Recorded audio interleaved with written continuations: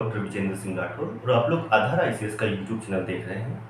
हम लोग इतिहास पढ़ रहे हैं और इतिहास के अंतर्गत हम पिछली क्लास में हमने राष्ट्रकूट वंश समाप्त किया था। आज हम आपके सामने पल्लव वंश, दक्षिण भारत का पल्लव वंश लेकर आए हैं, जिन्हें कांची के पल्लव वंश के रूप में भी जानते हैं। इन्होंने कांची को अपनी राजधानी बनाया, वहाँ शासन किया इन्होंने। तो पल्लव वंश के बारे में बात करें तो इसकी दो शाखाएं हमको देखने को मिलती है। जो आदि पुरुष के रूप में सिंह वर्मन का नाम सामने आता है और सिंह वर्मन की दो संतानें सिंह विष्णु और भीम वर्मन। तो सिंह विष्णु की जो इनके उत्तराधिकारी हैं वो सत्तासीन होते रहते हैं। बीच में एकाध दो शासक भीम वर्मन के भी आएंगे, तो वहाँ आपको जानकारी दी जाएगी। कांची के पल्लव वंश की प्रथम जानकारी हमें कहाँ से मिलती है? तो कांची के पल्लव वंश की प्रथम जानकारी हमें हरिसेन के प्रयाग प्रशस्ति अभिलेख से मिलती है। जानकारी कहाँ से मिलती है? हरिसेन के प्रयाग प्रशस्ति अभिलेख से मिलती है।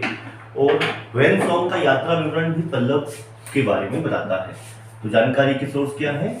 हरिसेन का क्या हो गया? प्रयाग अभिलेख हो गया, और वेनसोंग का यात्रा विवरण, वेनसोंग का यात्रा विवरण, इस दोनों से हमें जानकारी मिलती है।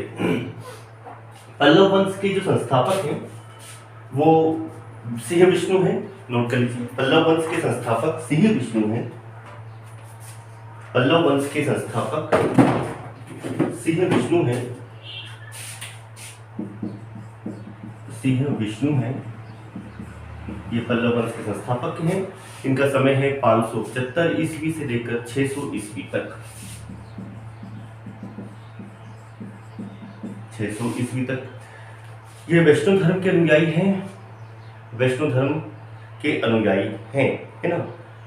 प्रारंभिक जो पल्लव है उनके शासकों का उल्लेख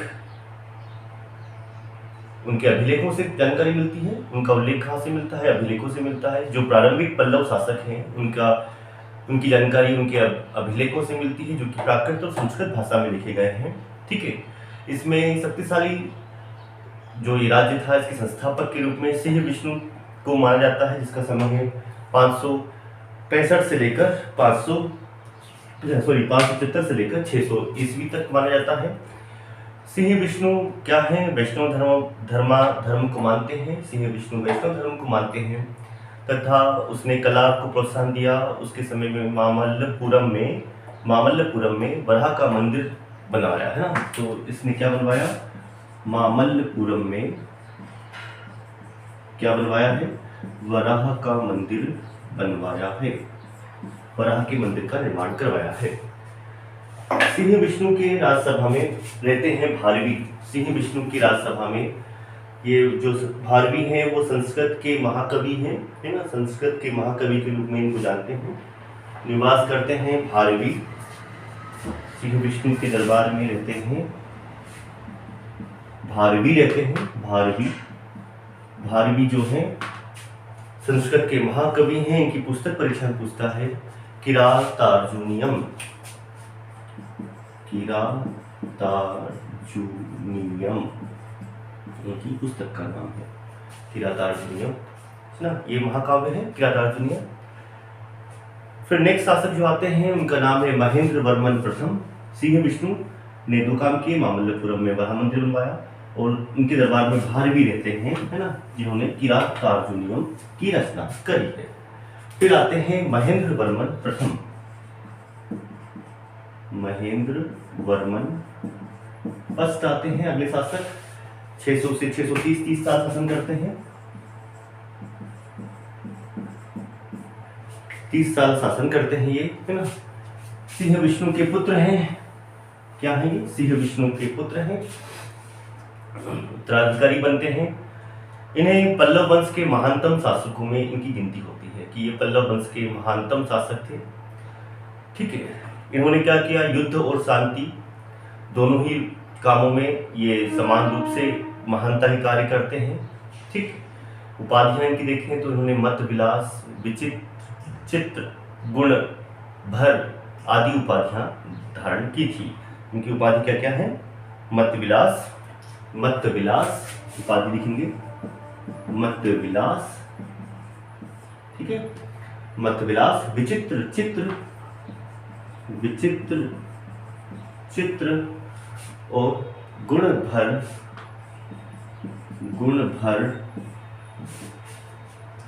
जैसी उपाधियां उन्होंने ग्रहण की थी। महान निर्माता थे, कवि थे, संगीतज्ञ थे। इन्होंने एक पुस्तक लिखी थी मत विलास प्रहसन, नाम सुना होगा आपने, मत विलास प्रहसन, महेंद्र वर्मन की पुस्तक है मत विलास प्रहसन नामक इन्होंने ग्रंथ की रचना की, है ना। ये हास्य ग्रंथ है, कॉमेडी वाला पुस्तक है ये, ठीक है।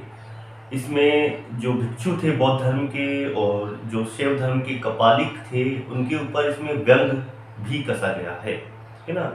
इनके ऊपर व्यंग कसा गया है, कपालिकों पे और बौद्ध भिक्षुओं के ऊपर भी व्यंग कसा गया है, ठीक है। इन्होंने जो संगीतज्ञ थे, प्रसिद्ध संगीतज्ञ थे, उनका नाम था रुद्राचार्य, से इन्होंने शिक्षा ग्रहण की थी, संगीत की शिक्षा ग्रहण की थी, है ना। तो नोट कर लीजिए, प्रसिद्ध संगीतज्ञ रुद्राचार्य से, प्रसिद्ध संगीतज्ञ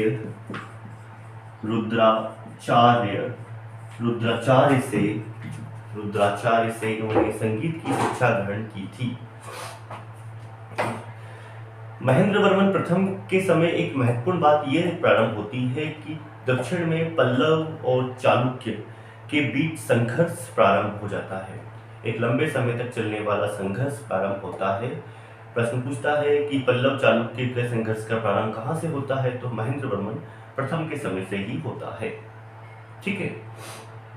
बाद में क्या आगे बढ़ते हैं, तो जो महेंद्र वर्मन प्रथम है, इन्होंने जो शैव धर्म के एक महान संत जिन्हें अप्पार कहते हैं, उनका नाम है, शैव धर्म के हैं अप्पार,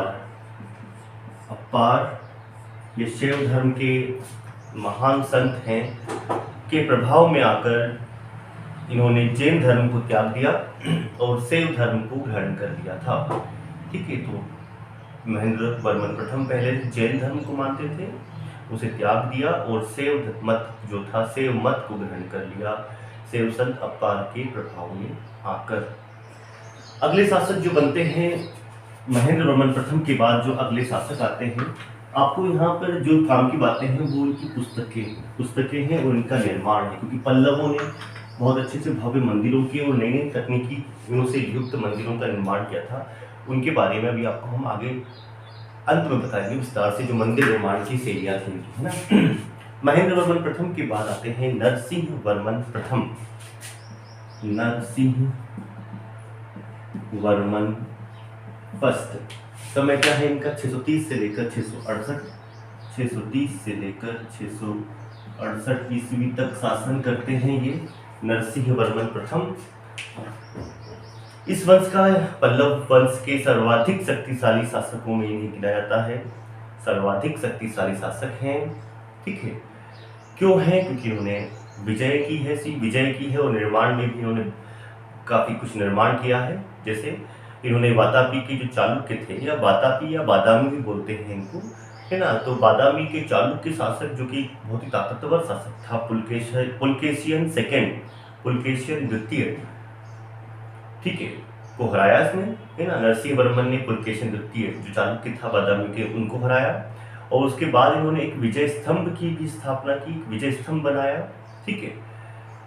अगर आपको ये विजय स्तंभ देखना है कहाँ है, तो आप जब बादामी जाएंगे तो मल्लिकार्जुन जो मंदिर है उसके पीछे एक पत्थर के ऊपर ये विजय के बारे में इनका उत्कीर्ण है, विजय स्तंभ के रूप में उत्कीर्ण है, ठीक है।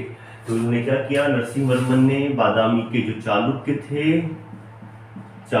थे बादामी के शासक पुलकेशियन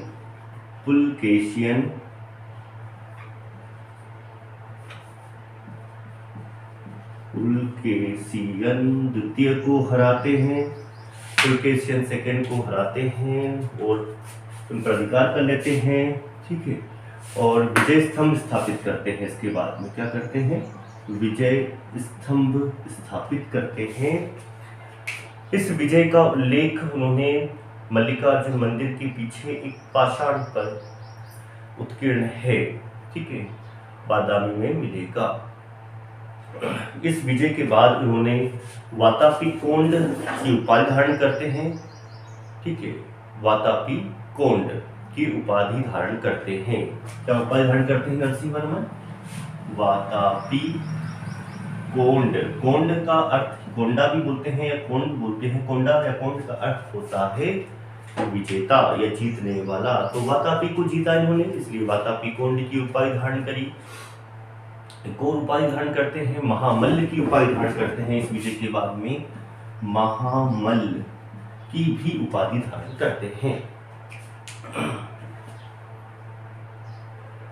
नरसिंह वर्मन ने चालुक्यों की विजय के बाद जो चालुक्यों की विजय की थी, उन्होंने श्रीलंका के मानव वर्मन को सहायता देने के लिए एक शक्तिशाली, चालुक्यों की विजय के बाद जो श्रीलंका के शासक थे मानव वर्मन, इनसे सहायता प्राप्त करते हैं, सहायता लेने की बात करते हैं। उन्हें फिर से राजगद्दी चाहिए मानव वर्मन को, इसीलिए एक शक्तिशाली नौसेना वो सिंहल भेजते हैं नरसिंह वर्मन, है ना, मानव वर्मन की सहायता करने के लिए एक शक्तिशाली नौसेना श्रीलंका यानी कि सिंहल भेजते हैं। और इसी की सहायता से, जिसकी सहायता से सिंहल पर मानव वर्मन का पुनः अधिकार हो जाता है। ठीक है, ये काम की बात हो गई। जो नरसिंह वर्मन का दंका विजय है, उसका उल्लेख कासाकुड्डी ताम्रपत्र में मिलता है। ठीक है, जो लंका पर विजय प्राप्त की है, सिंहल पर विजय का उल्लेख कासाकुड्डी कहाँ मिलता है? कासाकुड्डी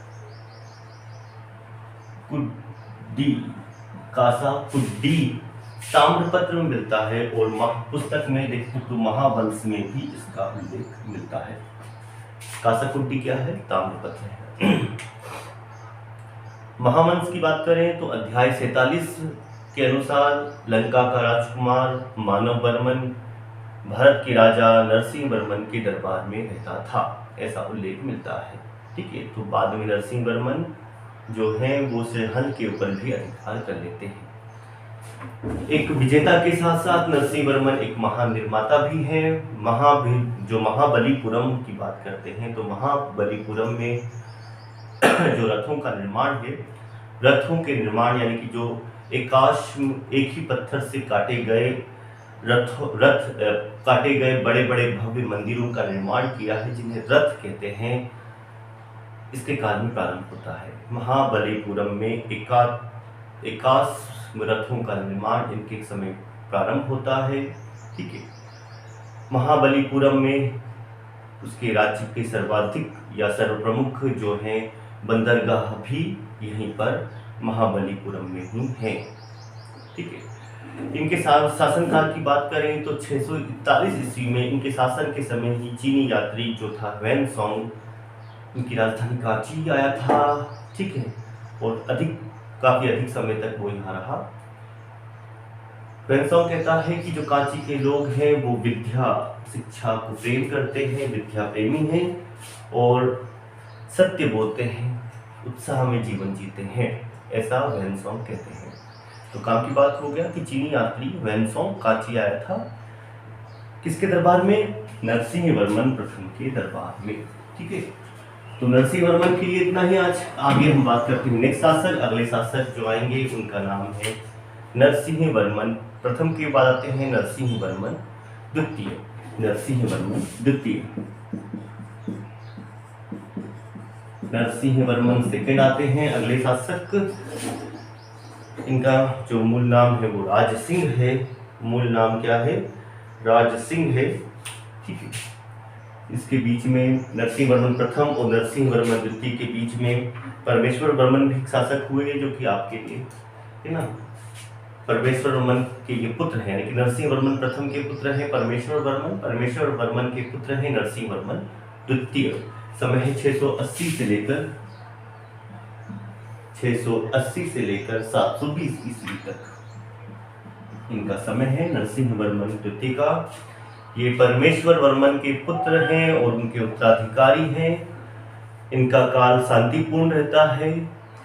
कला और साहित्य के क्षेत्र में इन्होंने महत्वपूर्ण प्रगति प्राप्त की है।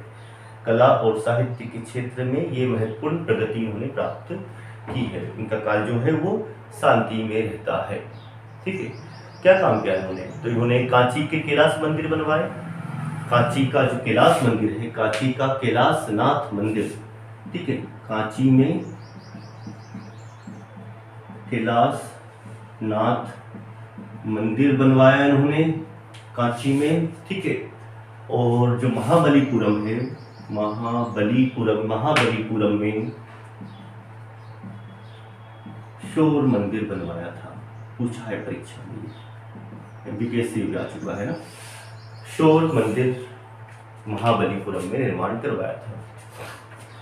उनका मूल नाम राज सिंह है ना, नरसिंह वर्मन का मूल नाम राज सिंह है। शंकर भक्त, इनकी जो उपाधियां हैं, शंकर भक्त, आगम प्रिय, ठीक है, जैसी ये उपाधि धारण करते हैं। शंकर भक्त और आगम प्रिय, इनकी उपाधि है। संस्कृत के जो प्रख्यात लेखक हैं दंडिन, इनकी राजसभा में रहते हैं। तो दंडिन का नाम आपको याद करना है। दंडिन कहाँ रहते हैं? दंडिन रहते हैं नरसिंह वर्मन द्वितीय के दरबार में रहते हैं। इन्होंने जो नरसिंह वर्मन द्वितीय हैं, इन्होंने अपना एक दूत मंडल चीन भेजा था, ठीक है, काम की बात है। अपना एक दूत मंडल इन्होंने चीन भेजा और चीनी बौद्ध यात्रियों के लिए इन्होंने विहार का भी निर्माण किया। जो चीन से बौद्ध यात्री आए थे उनके लिए भी एक विहार का निर्माण करवाया इन्होंने। विहार कहाँ बनवाया था? नागपट्टनम में बनवाया था, ठीक है। दंडिन रहते हैं चीन, इन्होंने अपना दूत भेजा और नागपट्टनम में इन्होंने एक चीनी यात्रियों के लिए विहार बनवाया था। चीनी बौद्ध यात्रियों के लिए विहार का निर्माण करवाया था नागपट्टनम में, ठीक है, क्लियर। फिर परमेश्वर द्वितीय जो है, परमेश्वर वर्मन द्वितीय एक शासक हुए इनके बाद, ठीक है, कमजोर थे, ठीक है। परमेश्वर वर्मन द्वितीय, नरसिंह वर्मन द्वितीय के बाद परमेश्वर वर्मन द्वितीय आते हैं। कुछ खास कार्य नहीं है इनके। इनकी आकस्मिक मृत्यु हो जाती है। पल्लव राज में फिर से संकट उत्पन्न हो जाता है क्योंकि उनका कोई वेद उत्तराधिकारी नहीं है। अतः कांची के लोगों ने क्या किया? एक सामंत सखा के रूप में एक राजकुमार नंदी वर्मन द्वितीय को राजा चुन लिया, ठीक है। नंदी वर्मन द्वितीय जो था वो भीम वर्मन की शाखा का था, ठीक है। जो सिंह विष्णु भीम वर्मन हमने स्टार्टिंग पढ़ा था, तो वो भीम वर्मन की शाखा का था, ना कि सिंह विष्णु की शाखा का, ठीक है। तो अगला जो शासक इसमें बना, एक राजकुमार नंदी वर्मन द्वितीय को राजा चुन लिया गया, जो कि किसका था? भीम वर्मा की परंपरा का था, भीम वर्मा की शाखा का था, ठीक है। इस परंपरा के जो शासक थे वो सामंत की स्थिति के ही थे, ठीक है। नंदी वर्मन द्वितीय जो था वो वैष्णव धर्म को मानता था। नंदी वर्मन द्वितीय की बात कर रहे हैं हम लोग। अच्छा, ये जो पल्लव थे प्रारंभ में हम बात करें तो ये सामंत, स्वयं सामंत थे, सातवाहनों के सामंत के रूप में इन्होंने काम किया था। सातवाहनों के सामंत के रूप में इन्होंने काम किया था। फिर भीम वर्मन की शाखा के, यानी कि भीम वर्मन की बात करें तो बुद्ध वर्मन, आदित्य वर्मन, गोविंद वर्मन, हिरण्य वर्मन और इनके पुत्र थे नंदी वर्मन, है ना, नंदी वर्मन सेकेंड। तो ये इनकी शाखा थी। नंदी वर्मन द्वितीय आते हैं जो कि भीम वर्मन की शाखा के हैं। वैष्णव मतावलंबी है, वैष्णव धर्म को मानते हैं। कला और साहित्य दोनों को पर्याप्त प्रोत्साहन देते हैं, ठीक है। वैष्णव धर्म को मानते हैं, कला और साहित्य को पर्याप्त इन्होंने प्रोत्साहन दिया। इन्होंने बात करें निर्माण की बात करते हैं तो कांची में मुक्तेश्वर मंदिर तथा बैकुंठ पेरुमल के मंदिर का निर्माण किया। क्या किया? कांची में मुक्तेश्वर मंदिर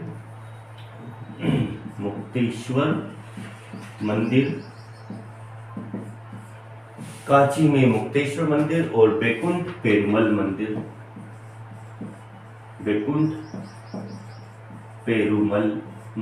का निर्माण किया। बैकुंठ पेरुमल मंदिर का इन्होंने निर्माण किया, ठीक है, निर्माण करवाया। इनके दरबार में वैष्णव संत तिरुमंगलाई निवास करते हैं। ये तिरुमंगलाई एक अलवार थे। अलवारों के बारे में हमने पढ़ा है, वैष्णव धर्म का वीडियो आप जाकर देखिए, रिकॉर्ड हो चुका है, आपके यूट्यूब पर प्लेटफॉर्म पर अवेलेबल है। वैष्णव धर्म, शैव धर्म, बौद्ध धर्म, जैन धर्म, प्राचीन भारत का इतिहास आपका बड़ा विस्तार से हम तैयार करवा रहे हैं। ठीक है, आपको करना कुछ नहीं है, इन वीडियोस को बार बार देखना है। आपकी समझ, आपकी जानकारी में इतनी वृद्धि हो जाएगी कि आप बड़े से बड़े एग्जाम में जो इतिहास विषय लेकर तैयारी कर रहे हैं उनके लिए आसानी हो जाएगी। तो इनके दरबार में, नंदी वर्मन द्वितीय के दरबार में जो निवास करते हैं वैष्णव संत, उनका नाम है तिरुमंगलाई अलवर। तिरुमंगलाई, ये अलवार थे। क्या थे ये? अलवार संत थे। ठीक है, अलवार संत थे। फिर अगले जो शासक आते हैं, तो तिरुमंगलाई अलवार के दरबार में रहते हैं। नेक्स्ट शासक जो आते हैं उनका नाम है नंदी वर्मन तृतीय। नंदी वर्मन तृतीय अगले शासक बनते हैं। ये भी भीम वर्मन की शाखा के ही है ना। नंदी वर्मन तृतीय नेक्स्ट शासक बनते हैं। नंदी वर्मन तृतीय जो है वो शैव धर्म को मानते हैं। इन्होंने तमिल साहित्य को संरक्षण प्रदान किया, तमिल साहित्य को संरक्षण प्रदान करते हैं। इनकी जो राजभाषा है वो राजभाषा जो है तमिल है, तमिल भाषा है। तो तमिल भाषा के जो प्रसिद्ध संत हैं, है ना, पेरुंद देवनार,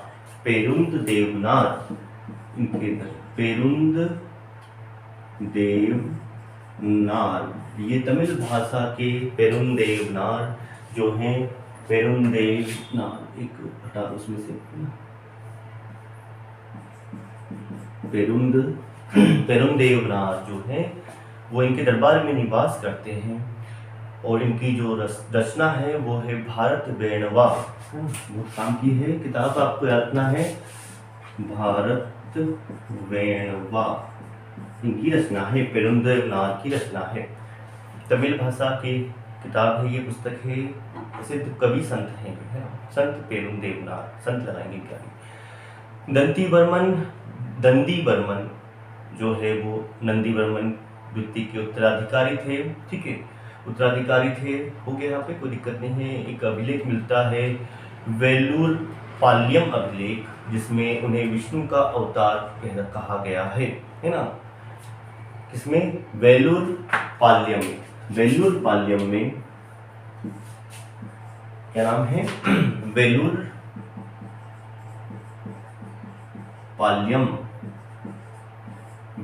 पाल्यम अभिलेख में इन्हें विष्णु का अवतार कहा गया है। ठीक है, आगे बात करें तो अपराजित जो है पल्लव वंश के अंतिम महत्वपूर्ण शासक हैं अपराजित। और ज्यादा कुछ काम की बातें इसमें अब है नहीं, है ना। नंदी वर्मन जो थर्ड थे उन्हीं के ये दूसरे पुत्र हैं अपराजित। ठीक है, अब यहाँ पर जो पल्लव वंश में आगे काम की बात आपकी आती है वो आती है संस्कृति, है ना। तो कांची के जो पल्लव शासक हैं उन्हें कांची के पल्लव नरेश के रूप में जानते हैं। ब्राह्मण धर्म के थे, यानी कि ये जो काल है पल्लवों का वो ब्राह्मण धर्म की उन्नति का काल है। ठीक है, पल्लव राजाओं के शासन काल में ही जो नैनार और अलवार थे, यानी कि जो शैव धर्म और वैष्णव धर्म के थे, नैनार और अलवार जो थे, के भक्ति आंदोलनों के लिए ये काल प्रसिद्ध रहा था। ठीक है, नरसिंह वर्मन प्रथम ने शिव की उपासना के लिए कई मंदिर बनवाए थे। परमेश्वर वर्मन प्रथम जो थे वो शिव का अनन्य उपासक था, बहुत ही ज़्यादा उपासना करता था परमेश्वर वर्मन प्रथम। उसने परम माहेश्वर की उपाधि भी धारण की थी परमेश्वर वर्मन ने, है ना। दक्षिण में जो वैष्णव आंदोलन है वो प्रारंभ सर्वप्रथम पल्लव राजाओं के द्वारा ही हुआ था। ठीक है, उसके बाद ये दक्षिण के अन्य भागों में फैला था, पल्लव के बाद अन्य जगहों पर फैला था। ठीक है, तो आगे हम बात करते हैं कला और संस्कृति की, इनकी बात कर लेते हैं जो कि काम की बात है। कुछ काम की फैक्ट बता देता हूँ आपको मैं कला संस्कृति से पहले। ठीक, पल्लव जो है, पल्लव का जो राजकीय चिन्ह था वो वृषभ था, है ना, बैल था। इनका राजवंश का जो प्रतीक चिन्ह है वो वृषभ है। वृषभ इनका राजकीय चिन्ह था, है ना। नंदी ना, नंदी और सिंह को भी इन्होंने राजकीय चिन्ह के रूप में प्रयोग किया। तो इनके राजकीय चिन्ह जो थे वो नंदी और सिंह थे। मंत्री परिषद की बात करें तो पल्लवों में वही जो राजा की सहायता के लिए मंत्री परिषद होती थी, है ना। मंत्री परिषद को अभिलेखों में रहस्य किदवत कहा गया है, रहस्य दिक्कत कहा गया है। मंत्री परिषद के लिए जो शब्द का उपयोग हुआ है अभिलेखों में क्या हुआ है, रहस्य दिक्कत, रहस्य दिक्कत शब्द का प्रयोग हुआ है।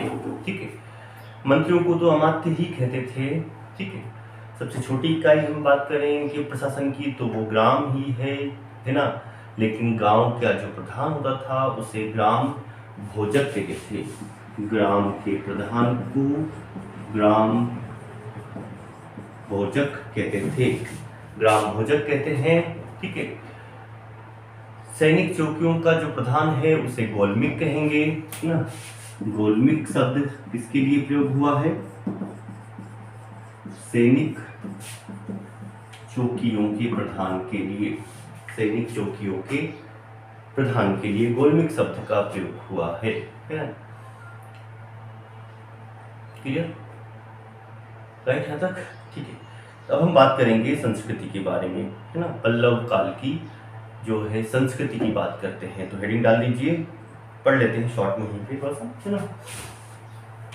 बाद में आपका चोल भी पढ़ाना है मुझे विस्तार से, तो चोल और पल्लव की जो कला और स्थापत्य है वो आपके लिए महत्वपूर्ण बन जाता है। यहाँ पे नोट करिए, पल्लव नरेशों का शासनकाल कला एवं स्थापत्य की उन्नति के लिए प्रसिद्ध है। ठीक है, अत्यंत प्रसिद्ध है कला और स्थापत्य के लिए। इन्होंने जो वास्तु और तक्षण कला, ठीक है, जो थी इनकी वास्तुकला और तक्षण कला दक्षिण भारतीय कला के इतिहास में सर्वाधिक गौरवशाली रही है। ठीक, पल्लव वास्तुकला जो है वो दक्षिण की द्रविड़ कला शैली का आधार बनती है। यानी कि पल्लवों का जो मंदिर निर्माण कला निर्माण है बाद में वो द्रविड़ शैली जब होगा तो उसका एक आधार बनेगी, इसी को आधार माना जाएगा। तो दक्षिण भारत में हम देखें तो दक्षिण भारतीय स्थापत्य में तीन प्रमुख चीजें होती हैं। एक होता है मंडप, यानी कि जो स्थापत्य कला है उसमें तीन चीजों को रखा गया है ना। स्थापत्य कला की बात कर रहे हैं हम लोग, तो इसमें तीन चीजें होती हैं। एक होता है मंडप, मंडपम भी बोलते हैं इसको। सेकेंड होता है रथ, और थर्ड होता है विशाल बड़े बड़े मंदिर, विशाल मंदिर। राइट, तो क्या होता है, ठीक है, ये तीन अंग थे इसमें। ठीक है, तीन अंगों का निर्माण हुआ है, तीन अंग हैं प्रमुख प्रमुख। जो प्रसिद्ध हमारे पर्सी ब्राउन है ना, पर्सी ब्राउन के नाम सुना होगा अपने कलाविद हैं ये। तो पर्सी ब्राउन ने पल्लवों की वास्तुकला की जो विकास की शैलियां हैं उनको चार भागों में विभक्त किया है। ठीक है, क्या लिखेंगे, प्रसिद्ध जो है कलाविद है यानी कि पर्सी ब्राउन ने, क्या लिखेंगे, पर्सी ब्राउन ने पल्लव वास्तुकला के विकास की जो शैलियां हैं उसको चार भागों में विभाजित किया है। पहली है महेंद्र वर्मन शैली, महेंद्र वर्मन शैली। ठीक है, महेंद्र वर्मन शैली में लिखिए, इसके अंतर्गत क्या हुआ कि कठोर जो पाषाण को काटकर, बड़े बड़े जो पत्थर थे उनको काटकर, एकाश्म पत्थरों को काटकर गुहा मंदिरों का निर्माण हुआ। ठीक है, यानी कि गुफा मंदिर या गुहा मंदिर जो बनाए गए हैं, है ना, बड़े बड़े पत्थरों को विकास में काटकर, जिन्हें इन गुहा मंदिरों को ही क्या कहते हैं, मंडप कहते हैं, मंडप कहते हैं। ठीक है, मंडप किसे कहते हैं, एक कठोर मतलब गुहा मंदिर को मंडप कहते हैं, सिंपल सी बात है ना। पाषाण, एकाश्म पाषाण को काटकर जो गुहा मंदिरों का निर्माण होता है ना, तो उसे मंडप कहते हैं। और इस शैली को पर्सी ब्राउन ने महेंद्र वर्मन शैली नाम दिया है। ठीक है, तो इस शैली के अंतर्गत क्या बनाए गए हैं, मंडप बनाए गए हैं। दूसरी है मामल्ल शैली, मामल्ल शैली। मामल्ल शैली की बात करें तो इसका विकास नरसिंह वर्मन प्रथम के समय में हुआ है। मामल्ल शैली का विकास नरसिंह वर्मन प्रथम के काल में होता है। इसके अंतर्गत भी दो प्रकार के स्मारक बने हैं, एक में बने हैं मंडप और एक में बने हैं एकाश्म मंदिर। मंडप और एकाश्म जो मंदिर हैं वो मामल्ल शैली में बनते हैं। ठीक है, एकाश्म मंदिर जिन्हें हम क्या कहते हैं, रथ कहते हैं। एकाश्म मंदिर को ही हम क्या कहते हैं, रथ कहते हैं। तो मंडप और रथ बने हैं मामल्ल शैली के अंतर्गत। ठीक है, इस शैली में जो सभी स्मारक हैं वो मामल्लपुरम में या महाबलीपुरम में मिलते हैं, इसीलिए इसका नाम मामल्ल शैली रखा गया है, क्योंकि मामल्लपुरम में मिलते हैं। ठीक है, रथ मंदिरों में बात करें तो सबसे छोटा जो रथ है वो द्रौपदी का रथ है ना। रथ मंदिरों में जो सबसे छोटा रथ है वो द्रौपदी का रथ है, और इस रथ में किसी भी प्रकार का कोई भी अलंकरण हमें देखने को नहीं मिलता है। किसी भी प्रकार का कोई भी अलंकरण नहीं मिलता है रथ मंदिर में, है ना। तो द्रौपदी रथ जो है सबसे छोटा रथ है। रथ मंदिरों में जो सबसे प्रसिद्ध, सर्वाधिक प्रसिद्ध है, ठीक है, वो है धर्मराज रथ, है ना। धर्मराज रथ के रूप में जाना जाता है। इसे ही द्रविड़ शैली के अग्रदूत के रूप में कहा जा सकता है। द्रविड़ मंदिर शैली का जो अग्रदूत है वो धर्मराज रथ को ही मानते हैं। इस रथ मंदिर पर नरसिंह वर्मन की मूर्ति भी अंकित है। ठीक है, नरसिंह वर्मन की मूर्ति भी अंकित है। और जो सातों रथ हैं इनको, सात रथों को सप्त पगोड़ा भी कहते हैं। ठीक है, सप्त पगोड़ा भी कहते हैं, है ना। इन रथों को सप्त पगोड़ा कहते हैं। अगली शैली जो है मामल्ल शैली के बाद जो अगली शैली आती है वो राजसिंह शैली है। राजसिंह शैली है। राजसिंह शैली के अंतर्गत गुहा मंदिरों के स्थान पर, जो गुहा मंदिर थे वो नहीं बनाए, उनके स्थान पर पाषाण पत्थरों से और ईंट की सहायता से मंदिरों को निर्माण किया गया। ठीक है, तो राजसिंह शैली का जो प्रथम मंदिर का उदाहरण है वो है सौर मंदिर। सौर मंदिर इसी का उदाहरण है। तो इसमें क्या बनाया गया है, इसमें ईंट से और पत्थरों से मंदिर बनाए गए जैसे आज बनाते हैं। तो सौर मंदिर इस शैली का प्रथम एग्जाम्पल मिलता है। और कौन कौन से मंदिर हैं इस शैली के? कांची का कैलाश मंदिर, बैकुंठ पेरुमल मंदिर इसी शैली के बने हैं। कांची का कैलाश मंदिर किसने बनवाया था? नरसिंह द्वितीय ने, है ना। नरसिंह द्वितीय ने के समय यह बनना प्रारंभ हो गया था, है ना। और इसको पूर्ण किसने कराया था? महेंद्र वर्मन द्वितीय ने करवाया था। ठीक है, बैकुंठ पेरुमल मंदिर का परमेश्वर द्वितीय के समय में प्रारंभ हुआ था। ठीक है, विष्णु का मंदिर है ये बैकुंठ पेरुमल मंदिर, भगवान विष्णु का मंदिर है। परमेश्वर द्वितीय के समय ये बनना प्रारंभ हुआ था। आखिरी शैली जो आती है वो है नंदी वर्मन शैली। ठीक है, अंतिम जो शैली है वो है नंदी वर्मन शैली। और इसके अंतर्गत छोटे मंदिरों का निर्माण होता है। छोटे छोटे जो मंदिर हैं वो नंदी वर्मन शैली के अंतर्गत बनाए गए हैं। ठीक है, तो ये आपके काम के थे। आपको याद ये रखना है कि जो पल्लव वंश है उनके जो निर्माण है, उनके दरबार में जो लोग राजा हैं, जो दरबार में महान महान साहित्यकार रहते हैं, उनके तो कम से कम नाम और किताबें आपको याद करनी है। परीक्षा की दृष्टि से बहुत ही महत्वपूर्ण है। जो पल्लव आए थे वो इक्ष्वाकु शासकों को समाप्त करके आए थे। ठीक है, और पल्लवों का अर्थ होता है लता का वाचक। ठीक है, क्लियर। तो कांचीपुरम में निवास करने वाले जो पल्लव थे, दक्षिण भारत का ये वंश था। इसके एग्जाम के लिए इतना ही आपके लिए बहुत महत्वपूर्ण है। जो महत्वपूर्ण बातें हैं वो आपको बता दी गई हैं। आपको बार बार 2-4 बार अगर आप ये वीडियोस को रिवाइज कर लोगे तो आपको ये चीज़ें सब की सब याद हो जाएंगी। और आप नोट्स बना लीजिए शॉर्ट में, ताकि आपको एग्जाम के समय में रिवाइज करने के लिए आसानी रहे। तो मिलते हैं आपसे नेक्स्ट क्लास में। आपका हमारे साथ बने रहने के लिए धन्यवाद।